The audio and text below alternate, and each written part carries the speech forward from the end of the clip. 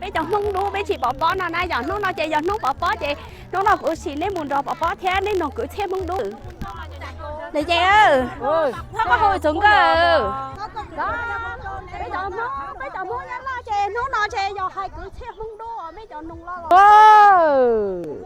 hôn cái lồ nó chặt chơi rồi mà tụi nó do tụi cứ hôn cái nó thở thì xưa trên này do con chúa nè con chúa để xin này nó chơi nếu ốp bò là để xin này hôn cái rồi rong đấy chỉ một chút chứ hồ tao má na chữ sang thế mô cô na khổ ca la nu la mu ni sen trong tờ ca ti ya cu sen trong cờ ca có dễ sẽ trụ trên mơ lô tì nhà có lên đầy tô e sen trong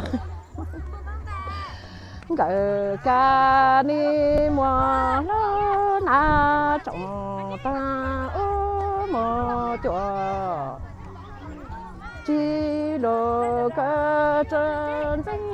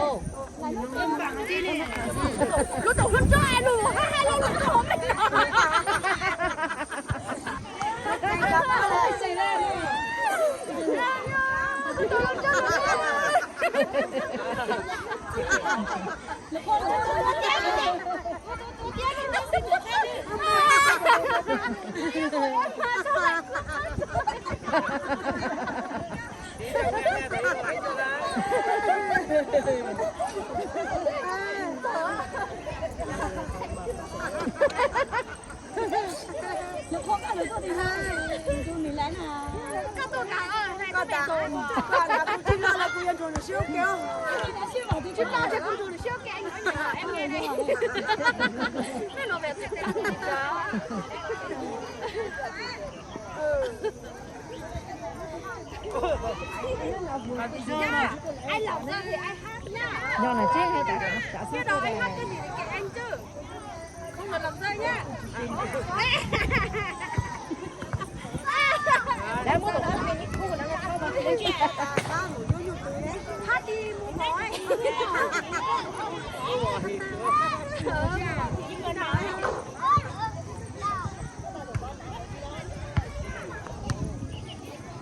Tết có về không? Đi chưa? Cái ông kiểm tra cho em kiểm tra em hôm nay thôi. Ôi chết có rồi, em đi kiểm tra nốt cái này luôn.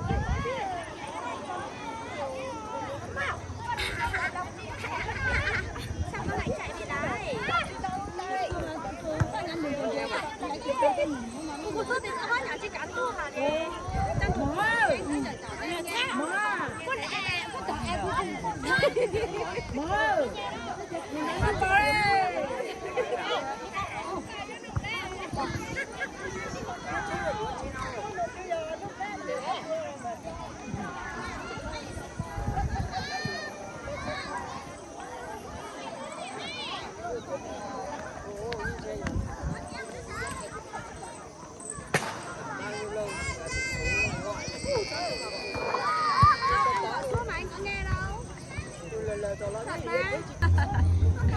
姐姐播吧，播对的。